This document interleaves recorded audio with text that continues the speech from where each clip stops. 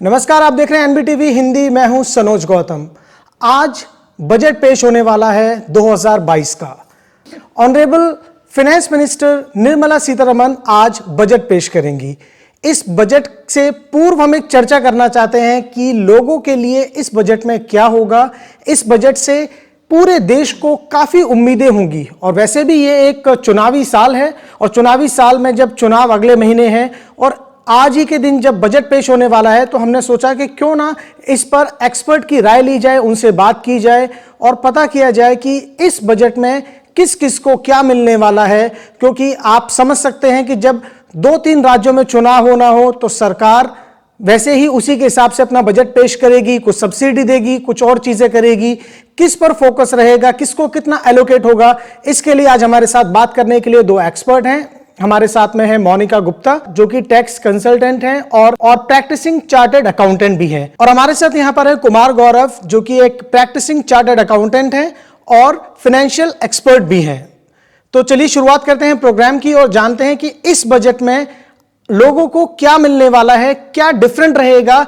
इस बजट में मोदी सरकार का यह 8वां बजट है तो इससे लोगों की काफी एक्सपेक्टेशन है। तो सबसे पहले मैं गौरव जी आपसे जानना चाहता हूं कि क्या सोच सकते हैं इस बजट में, क्या मिलेगा लोगों को? देखिए, इस साल ये चुनावी साल है और 2 बड़े राज्य जैसे उत्तर प्रदेश और पंजाब इसमें शामिल होने वाले हैं। हम जैसा देख सकते हैं दोनों ही कृषि प्रधान क्षेत्र हैं। वेस्टर्न यूपी की बात कर लें, पंजाब की बात कर लें, और जैसे पिछले 1-1.5 सालों में किसानों में काफ़ी रोष है जो कृषि बिल आए थे, तो शायद सरकार उनको अपीज़ करने की कोशिश करेगी। तो कृषि में काफ़ी कुछ सुधार आने की संभावना है। और जैसा हम इनकम टैक्स की अगर बात करें तो इनकम टैक्स में आप देख सकते हैं सबसे पहले पिछले 8 सालों में एटीसी जो हमारी डिडक्शंस की लिमिट होती है, जैसे आप उसको एलआईसी में पैसा निवेश करते हैं, इस बच्चों की स्कूल फीस होती है, फिर हाउसिंग लोन का रीपेमेंट होता है, प्रिंसिपल कंपोनेंट, ऐसी चीज़ों की लिमिट 1.5 लाख रुपए है प्रेजेंटली, जो पिछले 8 सालों से अभी तक नहीं बढ़ी है। अगर आप इन्फ्लेशन की दर को लें, पिछले 8 सालों में महंगाई कितनी बढ़ गई और आप सेविंग अभी भी 1.5 लाख रुपए पे रख रहे हैं। तो शायद सरकार बहुत संभव है कि सरकार इस लिमिट को 1.5 लाख से 2 लाख बढ़ा दे। सबसे बड़ी चीज़ ये। दूसरी, पिछले 2 सालों में आप देखिए लोगों में कोविड की वजह से काफ़ी नुकसान हुआ है, medical bills eight top high. अब इसमें लोगों का काफ़ी रुझान ये रहा है कि अब हम मेडिकल इंश्योरेंस भी लें। मेडिकल इंश्योरेंस में आप देखिए कि 18% का जीएसटी लग जाता है। लोगों का यूज़र बेस अभी कम है। अगर सरकार उस जीएसटी को मेडिकल इंश्योरेंस पे 5% कर दे तो एक तो यूज़र बेस बढ़ेगा, दूसरा लोगों में इस बात की जागरूकता भी फैलेगी कि हमें मेडिकल इंश्योरेंस खरीदना चाहिए। तो शायद मेडिकल इंश्योरेंस में जीएसटी की दर को भी कमी करने की संभावना है। ठीक है, तो इसके लिए अब हम मोनिका आपसे बात करते हैं कि जो जीएसटी है उसके स्लैब्स में क्या चेंजेस देखने को मिल सकते हैं। देखिए, अगर हम जीएसटी की बात करें, आज की डेट में जो गवर्नमेंट का 15% रेवेन्यू है वो इनडायरेक्ट टैक्सेशन से आता है, जिसमें जो मेजर रोल प्ले करता है वो आपका जीएसटी प्ले करता है।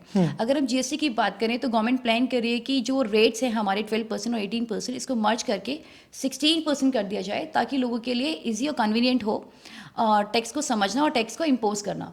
और अगर हम बात करें जीएसटी की, आपको पता है आज की डेट में डीजल और पेट्रोल, इनके रेट्स दिन पे दिन बढ़ रहे हैं। आपको पता है पेट्रोल डीजल पे अभी एक्साइज ड्यूटी सेंट्रल गवर्नमेंट लगाती है और उस पर स्टेट टैक्सेस स्टेट गवर्नमेंट लगाती है, और हर स्टेट के अपने अपने टैक्सेस हैं। तो इससे हर स्टेट के जो पेट्रोल और डीजल के प्राइसेस हैं वो वेरी करते हैं।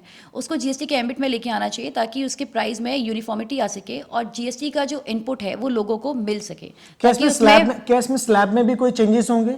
जो टैक्स के जो स्लैब्स हैं उसमें भी कुछ चेंजेस होंगे? टैक्स के स्लैब मैंने आपको पहले ही बताया कि टैक्स के स्लैब जो 18% का जो रेट है, जो आजकल मैक्सिमम 60% ऑफ द आइटम पे 18% का रेट प्रिवेल करता है, एंड 12% का जो आइटम है उसको मर्ज करके गवर्नमेंट 16% पे करना चाहती है, ताकि लोगों को प्रॉब्लम ना हो समझने में। एक यूनिफॉर्मिटी रेट में आ जाए कि आपको हर आइटम पे 16%, then there will be 3 slabs, 5%, 16% and 28%, ताकि लोगों को समझने में थोड़ा इजी हो, कन्वीनियंट हो। देखिए, अगर हम जीएसटी स्लैब की बात करें तो जीएसटी स्लैब में आपको पता है कि लास्ट ईयर ही गवर्नमेंट ने कुछ चेंजेस लेके आए थे। लास्ट ईयर ही आपको पता है कि अप टू 5 लाख जो हमारा टैक्स का रेट था वो 5% था, और अब 5 लाख हमारा टैक्स का रेट 20% था।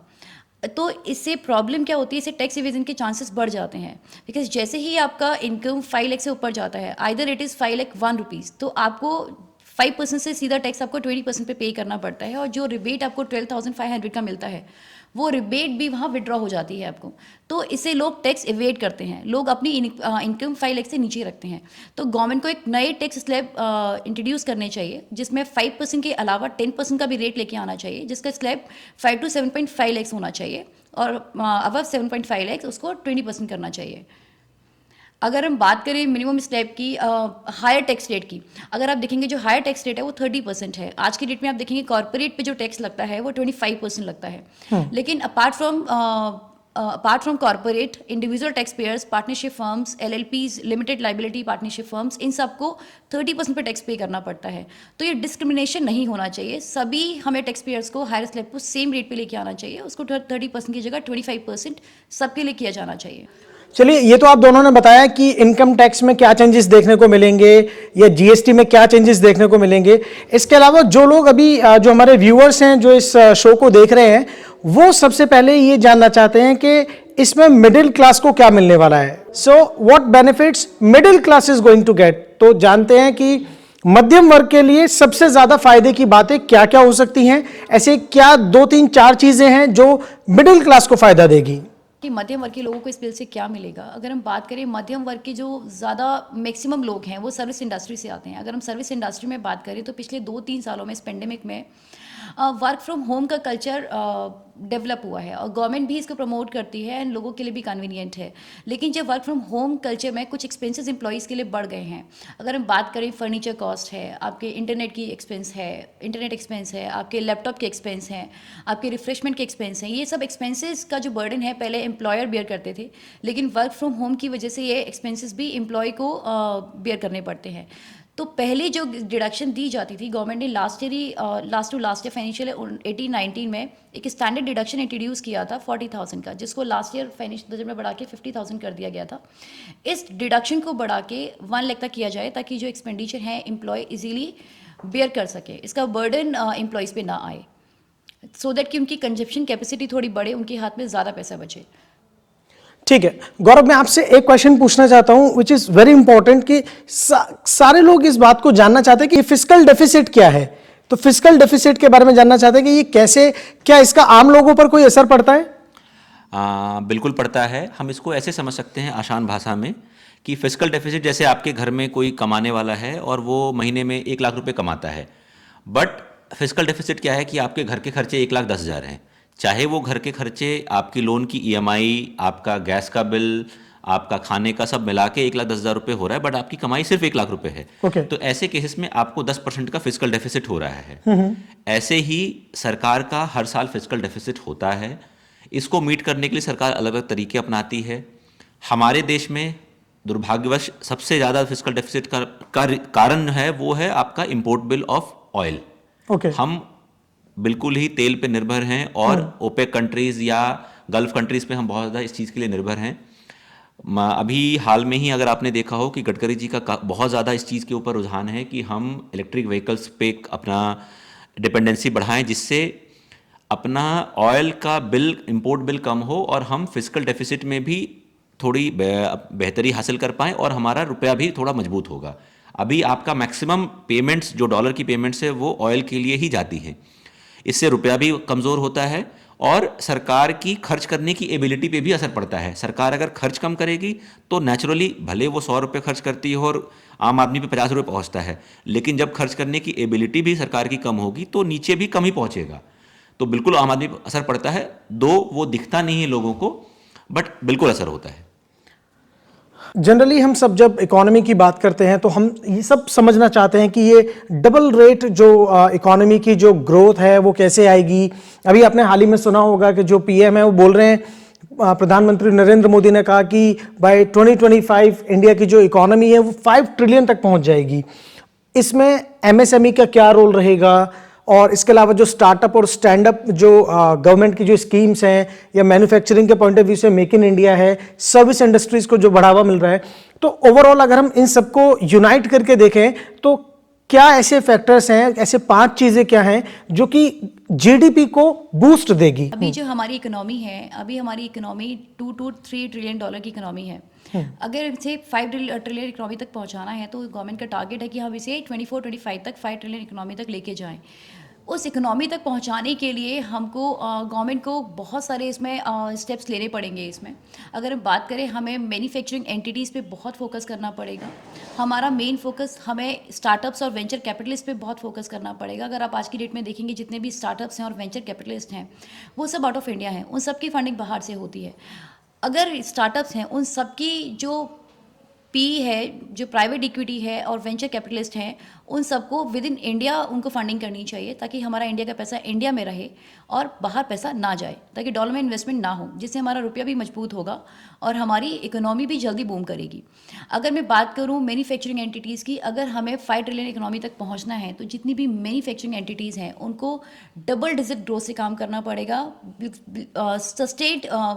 सस्टेन्ड ग्रोथ से उनको टू ग्रोथ से काम करना पड़ेगा, तभी जाके हमारी 5 ट्रिलियन की इकोनॉमी पहुंचेगी। गौरव, आप इसमें कुछ कंट्रीब्यूट करना चाहेंगे कि कैसे इंडियन जो इकोनॉमी है वो 5 ट्रिलियन बन सकती है, और क्या स्टेप्स हैं जहां पर गवर्नमेंट को सोचना चाहिए और इस बजट में भी वो चीज़ शायद गवर्नमेंट कर सकती है? देखिए, इसमें सबसे अच्छी बात है कि पिछले 5 सालों में या 8 सालों में हम कहें तो सरकार ने एटलीस्ट ये बात करना शुरू किया कि हमें 5 ट्रिलियन इकॉनमी बनना है। इससे पहले तो हमारे कोई लॉन्ग टर्म विजन्स होते ही नहीं थे। अभी 5 ट्रिलियन इकॉनमी पहुंचना बहुत दूर एक सपना लगता है, बट हाँ, एक बेसिक हम अंडरस्टैंडिंग रखें तो आप देखिए, इन्फ्लेशन का एक लेवल है, हर साल एक महंगाई की दर होती है। महंगाई की दर अगले 3 सालों में 4 सालों में आपको नेचुरली, अगर आप कुछ भी नहीं करेंगे, बिल्कुल खड़े रहेंगे, तो भी आप 3 ट्रिलियन इकॉनमी तो बन ही सकते हैं। अब एक जो रास्ता तय करना है 3 से 5 ट्रिलियन डॉलर का, वो बहुत बड़ा रास्ता है। उसके लिए कैपिटल इन्वेस्टमेंट्स बहुत ज़रूरी है। सरकार का अभी जो फोकस है वो लार्जली डिसइन्वेस्टमेंट पे है। जैसे हम अगर देखें, आप ओएनजीसी को डिसइन्वेस्टमेंट की बात कर रहे थे, बीपीसीएल की बात कर रहे थे, बैंकों का हो रहा है, एलआईसी का आईपीओ आने वाला है, तो सरकार हर जगह से पैसा उगाही करने में लगी है। बट कहीं ये बात नहीं होती, ये चर्चा नहीं होती कि हम पैसा लगा कहाँ रहे हैं। आप ऑपरेशनल खर्चे में लगा रहे हैं, बट कैपिटल एक्सपेंडिचर आप कब करेंगे?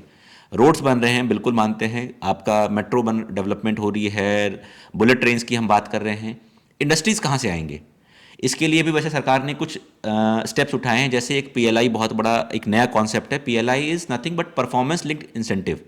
इसमें क्या होता है, गवर्नमेंट ने अपना कैपिटल एक्सपेंडिचर का जिम्मा दे दिया प्राइवेट प्लेयर के हाथ में। अब फैक्ट्रीज कौन लगाएगा? Private players. लेकिन उसके लिए जो खर्चे, एक उनको इंसेंटिवाइज कर दिया कि अगर आप इतनी केपेक्स करेंगे तो आपको टैक्स में ये छूट मिल जाएगी, या हम आपको किसी और एक्साइज में या बिजली की दरों में कुछ रियायतें दे देंगे। इससे गवर्नमेंट ने अपना इन्वेस्टमेंट का जिम्मा प्राइवेट प्लेयर्स के हाथ में दे दिया। बट ये एक तरह से अच्छा है, क्योंकि गवर्नमेंट का काम गवर्नेंस है, ना कि बिजनेस करना। अगर हम बिजनेस करने में लग जाएंगे तो गवर्नेंस कौन करेगा? गौरव, मेरा क्वेश्चन है आपसे यहाँ पर, जैसे आपने बोला कि जो कैपिटल एक्सपेंडिचर्स है, आपने उसकी बात की। अभी अगर हम देखें एक बड़े स्केल पे, तो इंडिया में जो डेवलपमेंट के जो प्रोजेक्ट्स हैं वो काफ़ी मात्रा में हो रहे हैं। जैसे कि आपने देखा होगा कि अकेले यूपी में ही तकरीबन जो 10 प्रोजेक्ट हैं वो एक्सप्रेसवेज के हैं। उसके बाद में पूरे देश में काफ़ी सारी चीज़ें की जा रही हैं। हाईवे को दुरुस्त किया जा रहा है, कॉरिडोर्स बनाए जा रहे हैं, दिल्ली मुंबई फ्रेट कॉरिडोर बनाया गया। इसके अलावा बहुत सारे रेडिकल चेंजेस कहा जाएगा, क्योंकि इंडिया में अब से पहले इतने चेंजेस नहीं देखे गए। अगर आप देखेंगे बॉर्डर रोड कनेक्टिविटी की, तो बीआरओ वहां पर काफी अच्छा काम कर रहा है। इसके अलावा ब्रिजेस बन रहे हैं, बहुत सारी चीजें हो रही हैं। तो क्या ये कहना सही होगा कि सरकार जो अपने जो एक्सपेंसेस हैं वो ठीक जगह पर नहीं कर रही है, अपनी एसेट को डेवलप नहीं कर रही है? नहीं सनोज, मैं इस बात से बिल्कुल ताल्लुक़ रखता हूँ कि सरकार का फोकस अभी इंफ्रा पे बिल्कुल है। आप रोड्स की बात करें, पहले हम कभी ये सोच नहीं सकते थे कि दिल्ली से मुंबई कोई कार से भी ट्रैवल कर सकता है। गडकरी जी ने बिल्कुल ओपन प्लेटफॉर्म पे बोला है कि 12 घंटे non stop and you will be in Delhi from Mumbai. बिल्कुल, ये सेम चीज़ उनका डेवलपमेंट फ्रेट की तरफ भी है। आप देखें, दादरी की तरफ एक उनका फोकस है कि दादरी में एक बनाया जाए डिपो, वहाँ से माल उठे और इमीडिएटली आप कांडला पोर्ट पे 12 घंटे बाद आप लोड कर सकते हैं। इस तरह की व्यवस्था की जा रही है। सिमिलरली दिल्ली से देहरादून 2 घंटे में, दिल्ली से जयपुर 2 घंटे में, इस तरह के प्रोजेक्ट्स को लाके गवर्नमेंट का बहुत बड़ा एक बॉटल नेक है डेवलपमेंट को लेके कि हम रोड्स को डेवलप नहीं कर पा रहे। बट रोड्स के मामले में गवर्नमेंट ने बहुत अच्छा काम किया है। आप पिछले 5 सालों में सड़कों की लंबाई देख लें कि एवरेज पर डे का कितना था पर किलोमीटर, और आज की डेट में कितना है।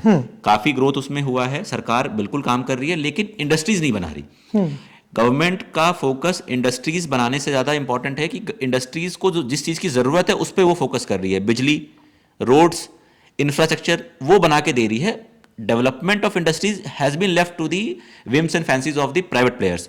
बट हाँ, वहाँ पे उन्होंने नियमें ज़रूर सख्त कर दी ताकि कोई उसमें प्ले नहीं कर पाए, और गवर्नमेंट अपना काम कर रही है, गवर्नेंस पे ज़्यादा फोकस कर रही है। जैसे कि आप सभी जानते हैं कि जो पीएम मोदी है वो हमेशा बोलते हैं कि हमारा जो काम है वो यही है कि जो गवर्नमेंट है वो सिर्फ अपने काम करे, बाकी जो भी काम है वो जो बिजनेस क्लास है वो अपने काम करता रहे, जिससे कि एक जो बोलते हैं कि एक ब्रिजिंग का जो काम होता है गवर्नमेंट का वो करता रहे और लोगों को इससे फायदे मिले, लोगों को रोजगार मिले।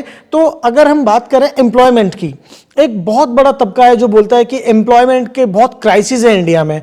अभी मैं कुछ डेटा देख रहा था तो उससे पता चला कि पिछले 10 साल में तकरीबन अगर देखा जाए तो वही 40 करोड़ नौकरियां पहले थी, वही अब है। इसको हम कैसे टैकल कर सकते हैं, जिसमें एक तरफ आप बोल रहे हैं कि एंटरप्रेन्योर्स बने, जो खुद का अपना रिस्क लेके, अपना जोखिम लेके लोग बने, आगे अपना काम करें, और दूसरी तरफ कई लोग ये भी बोलते हैं कि जो जॉब की मानसिकता है वो कहीं ना कहीं हमें पीछे कर रही है, क्योंकि जैसे मैन्युफैक्चरिंग की बात हो उसमें इंडिया अगर हम चाइना से कंपेयर करें तो बहुत पीछे। उसके बारे में थोड़ा बताइए विस्तार से। सरकार को जितने कैपिटल एक्सपेंडिचर हैं उस पर फोकस करना पड़ेगा। जितनी आप कैपिटल एक्सपेंडिचर करेंगे, जितनी आप इंडस्ट्रीज लेके आएंगे, उतना एम्प्लॉयमेंट जनरेशन बढ़ेगा आपका। बिकॉज आप लास्ट कुछ सालों में देखें इंफ्रा पे फोकस किया है गवर्नमेंट ने, लेकिन जितना फोकस होना चाहिए उस हिसाब से ना ही बजट में एलोकेशन होता है, ना ही उसका इम्प्लीमेंटेशन होता है। आप अगर उसको कैपिटल एक्सपेंडिचर बढ़ाएंगे, आप मैन्युफैक्चरिंग एंटिटीज़ में अपना कैपिटल एक्सपेंडिचर बढ़ाएंगे तो आपका एम्प्लॉयमेंट जनरेशन भी बढ़ेगा। और जो एनएसईजी जो बनाए जा रहे हैं उसके बारे में आप क्या कहेंगे? मैं इसमें एक पॉइंट और ऐड करना चाहूँगी, जितनी हमारी कैपिटल एक्सपेंडिचर होंगे मैन्युफैक्चरिंग एंटिटीज़ में, उतना ही उनको बढ़ावा मिलेगा।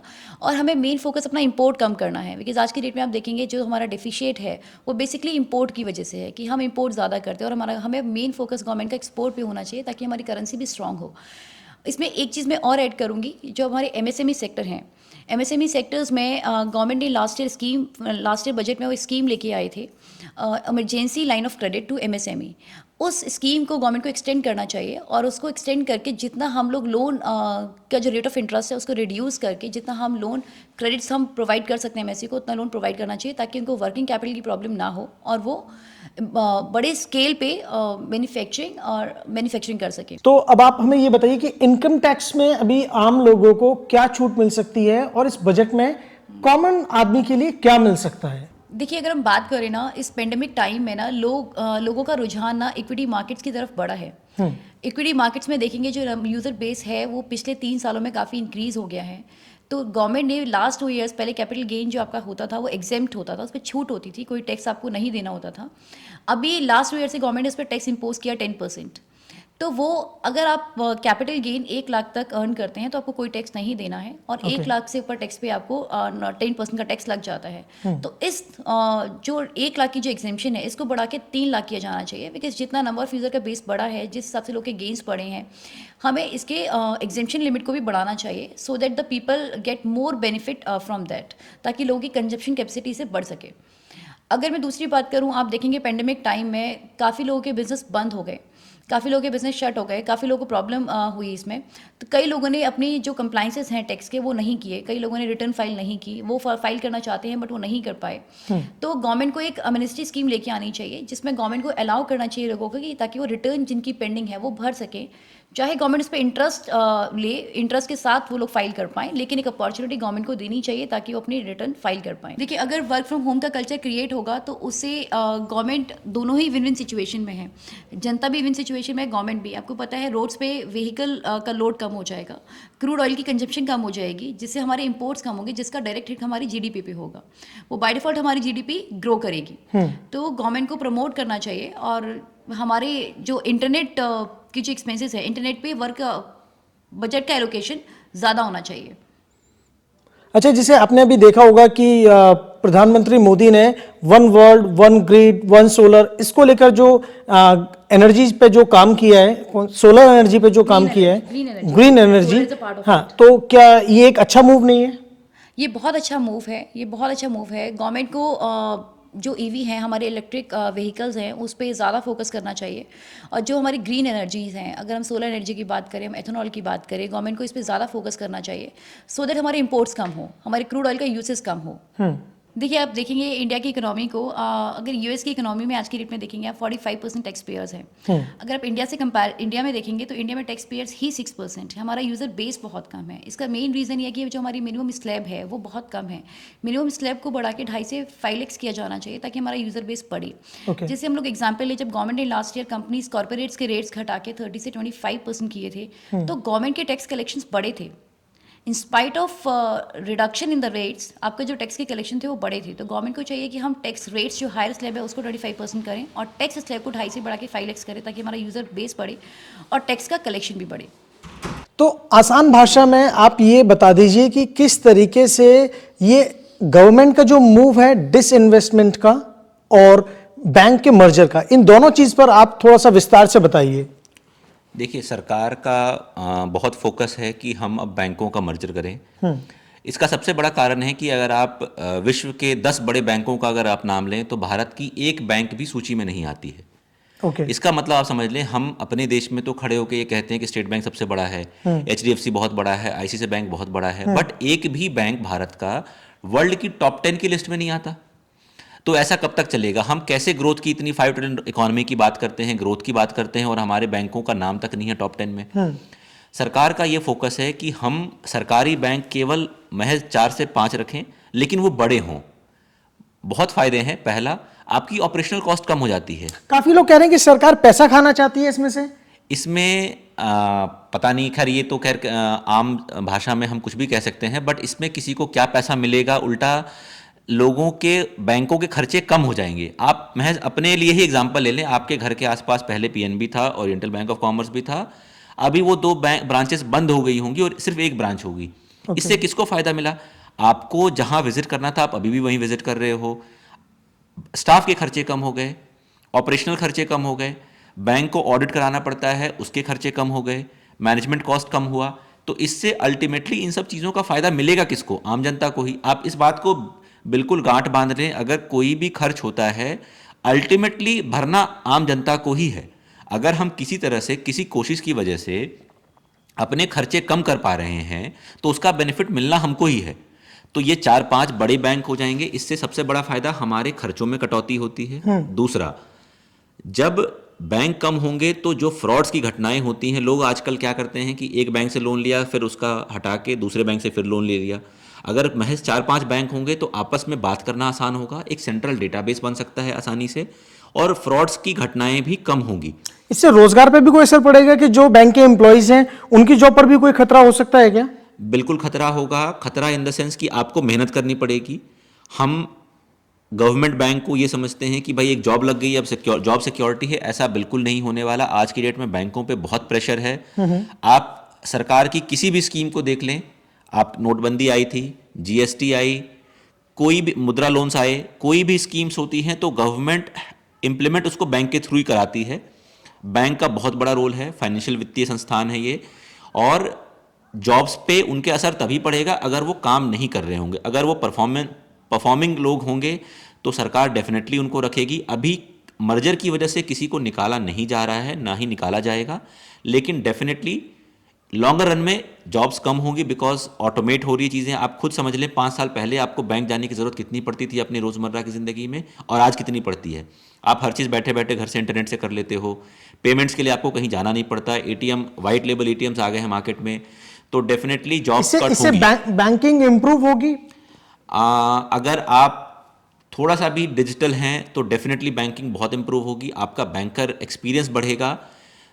अगले 5 सालों में आप देखेंगे भारत में ऐसे बैंक होंगे जो ब्रांचलेस होंगे, जिनके पास भारत में एक भी ब्रांच नहीं होगी, वो केवल ऑनलाइन काम कर रहे होंगे। पेटीएम शायद एक उसकी एक शुरुआत है। पेटीएम एक उसकी शुरुआत है। विदेशी बैंक काफ़ी भारत में आने की होड़ में भी हैं। अभी FDI बैंकों की हम बात करें तो प्राइवेट बैंक्स में 74% तक का अलाउड है। सो डेफिनेटली बैंकिंग एक्सपीरियंस आपका चेंज होने वाला है।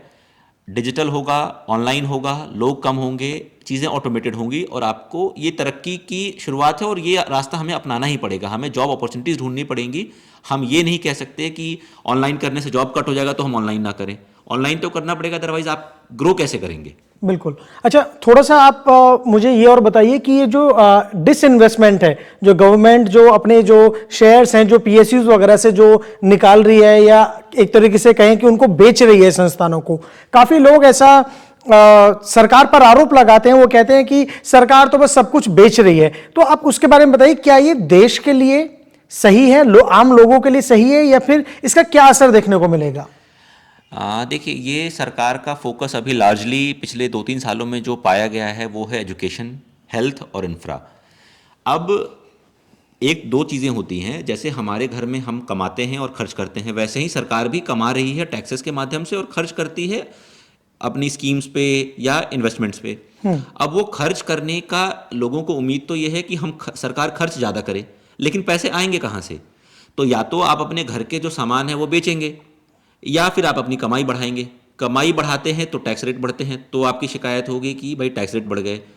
तो दूसरा रास्ता यही बचता है कि सरकार को अपने घर के सामान बेचने पड़ेंगे, which is your investments like public sector companies.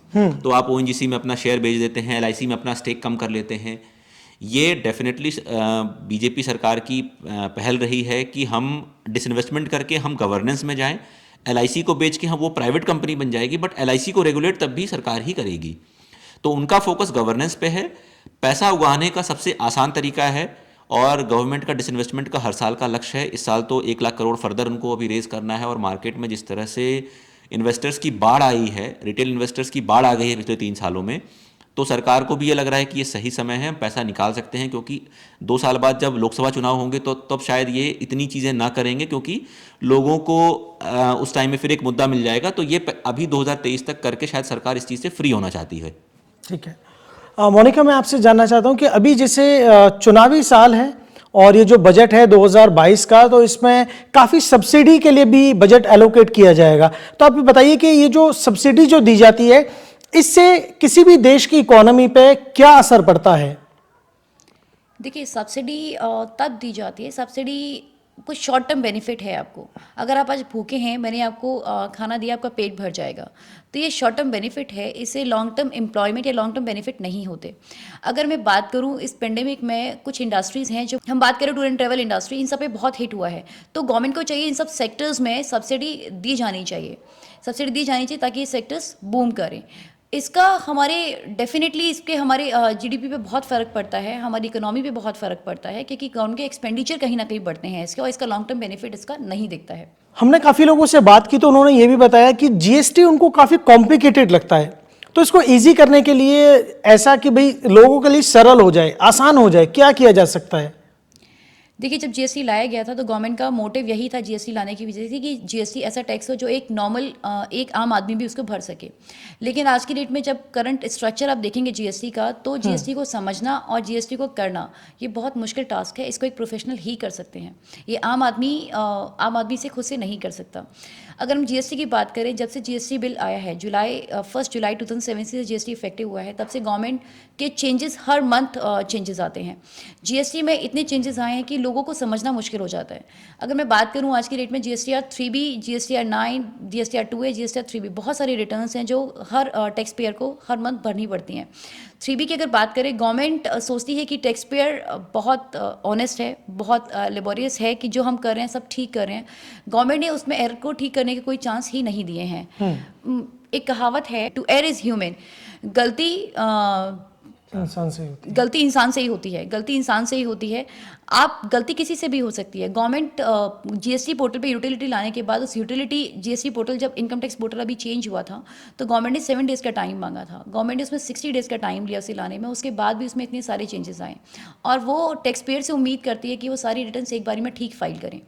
तो गवर्नमेंट को चाहिए कि जितनी भी रिटर्न्स फाइल करनी होती हैं, उसको रिवीजन के लिए एक मौका ज़रूर दिया जाना चाहिए। एक टाइम लिमिट के पीरियड, चाहे वो टाइम लिमिट 15 डेज़ का हो या 30 डेज़ का, एक टाइम लिमिट ज़रूर दिया जाना चाहिए, जिससे वो अपनी गलतियों को ठीक कर सके। सेम तरीके से एक हमें एनुअल रिटर्न फाइल करनी होती है, जिसको हम जीएसटीआर 9 के नाम से जानते हैं। जीएसटीआर 9 फाइल करने के लिए भी सेलर को एक मौका ज़रूर दिया जाना चाहिए, ताकि इसमें जो भी गलती हो हम उसे सुधार सकें। बिकॉज होता क्या है, जो ज़्यादातर गलतियाँ होती हैं वो B2 बिल में होती हैं। B2B बिल में रिटर्न फाइल करते हुए आपने GST नंबर गलत डाल दिया, आपने अमाउंट गलत डाल दिया, आपसे बाय मिस्टेक ज़ीरो गलत लग गया, तो वो ठीक करने के लिए एक मौका ज़रूर दिया जाना चाहिए जब आप एनुअल रिटर्न फाइल कर रहे होते हैं, जिससे रिकन्सिलेशन ईजी हो जाता है, मिसमैचेस आसान हो जाते हैं। आज के सिनेरियो में बहुत सारे लोगों में डिस्प्यूट इसी वजह से है कि मैंने रिटर्न फाइल की, मुझसे गलती हुई, लेकिन मैं वो ठीक नहीं कर सकती बिकॉज मेरे पास टाइम नहीं है। तो वो डिस्प्यूट अभी भी लोगों में चल रहे हैं। तो इस चीज़ों को सिंप्लीफाई करने के लिए गवर्नमेंट को एक अपॉर्चुनिटी हर रिटर्न में दी जानी चाहिए। देखो GST में अगर हम सरलीकरण की बात करें तो GST में आज की डेट में गवर्नमेंट अगर पिछले कुछ महीनों में देखेंगे तो गवर्नमेंट बहुत स्ट्रिक्ट हुई है।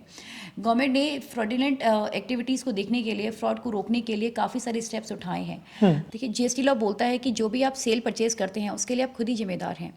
मैं एक परचेज़र हूँ, मैं कहीं पे मैं कोई माल खरीदने जाती हूँ, मैंने उसे माल खरीदा, सेलर ने मुझसे टैक्स लिया, लेकिन सेलर ने टैक्स आगे जमा नहीं किया, उसके लिए जिम्मेदारी मेरी है। उसको मुझे प्रूफ करना है कि मैंने उसको टैक्स दिया है और उसने जमा नहीं किया है। अगर वो जमा नहीं करता है, उसकी लाइबिलिटी पे करने की अगेन परचेज़र पे आ जाती है। तो परचेज़र के लिए तो ये डबल नुकसान हो, उसने सेलर को भी टैक्स दिया, फिर वो गवर्नमेंट को भी लाइबिलिटीज़ भरते हैं और पेनल्टीज़ भी भरते हैं। तो गवर्नमेंट को एक अपॉर्चुनिटी दी जानी चाहिए। अभी गवर्नमेंट क्या कर रही है, सीधे डिमांड नोटिस निकाल के भेज देती है कि आपको भाई ये डिमांड पे करनी है बिकॉज आपके सेलर ने टैक्स जमा नहीं किया है। तो गवर्नमेंट को एक अपॉर्चुनिटी देनी चाहिए कि आप एक अपॉर्चुनिटी दें, एक टाइम लिमिट दें, जिसमें अगर परचेज़र ये प्रूफ कर पाता है कि मेरी परचेज जेन्युइन है, मैंने पेमेंट्स की हैं, मैंने माल लिया है, मेरे पास गुड रिसीविंग नोट है, GR है मेरे पास, तो अगर ये मैं सब प्रूफ कर पाती हूँ तो टैक्स का कलेक्शन सेलर से होना चाहिए, परचेज़र से नहीं होना चाहिए।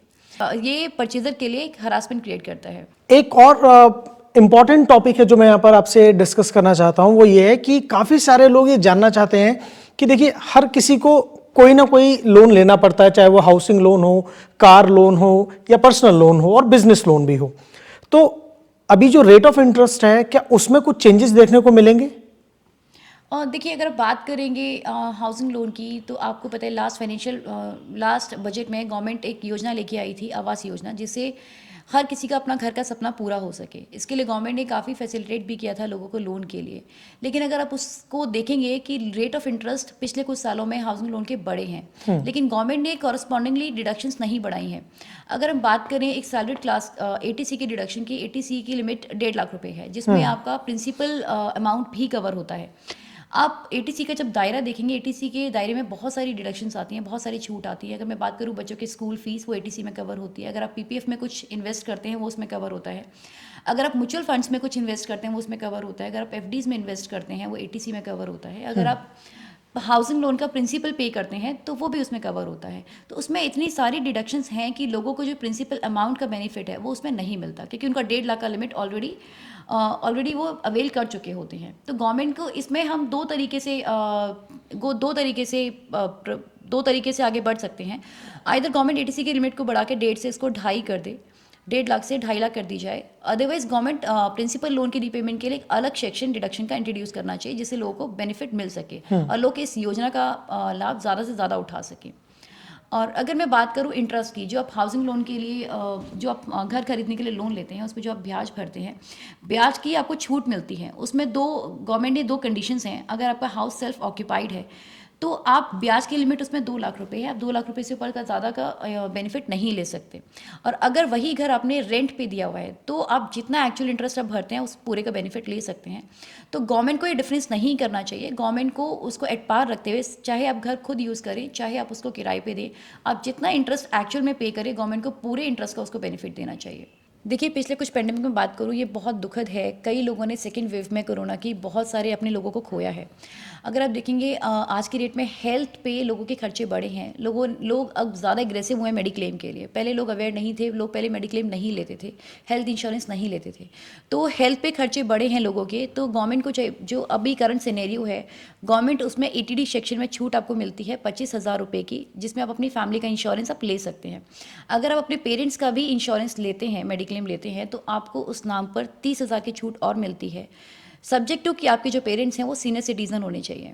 तो गवर्नमेंट को ये कंडीशन हटा देनी चाहिए। गवर्नमेंट को मेडिक्लेम की लिमिट 50,000 करनी चाहिए, और आपके पेरेंट्स सीनियर सिटीजन हो या ना हो, आपको इसे डिडक्शन में कंसीडर करना चाहिए। और इस लिमिट को बढ़ा के 80D की जो लिमिट है ये बढ़ा के 25,000 से 50,000 की जानी चाहिए। और जो मेडिकल एक्सपेंडिचर्स हैं, जितना आप मेडिकल एक्सपेंडिचर खर्च कर सकते हैं उसको 50,000 से लेके 1 लाख तक किया जाना चाहिए। बिकॉज लास्ट 2 सालों में आप देखेंगे लोगों के मेडिकल के खर्चे बहुत बड़े हैं। चाहे आप मास्क की बात करें, आप सैनिटाइज़र की बात करें, आप मेडिसिन की बात करें, ये जनरल एक्सपेंडिचर है जो हर एक आम आदमी को करने हैं। मेरा आपसे एक आखिरी सवाल है कि जैसे अभी रियल एस्टेट भी काफ़ी प्रभावित हुआ है अभी कोरोना की लहर के बाद में, 3 वेव कोरोना की है, उसके बाद में रियल एस्टेट भी काफ़ी डाउन जा चुका है। तो अभी ये जो आने वाला बजट है इसमें हम क्या एक्सपेक्ट कर सकते हैं कि रियल एस्टेट को कैसे दोबारा बूम पर लेकर आया जाएगा, क्या किया जा सकता है इसमें? देखिए, रियल एस्टेट एक बहुत महत्वपूर्ण सेक्टर है सरकार के लिए, और पिछले 2-3 सालों से ये सेक्टर काफ़ी बुझा हुआ सा है। इसमें कोई, अगर आप रिसेंट के समय में देखें तो बिल्कुल ही सेल बिल्कुल डाउन हो रखी है।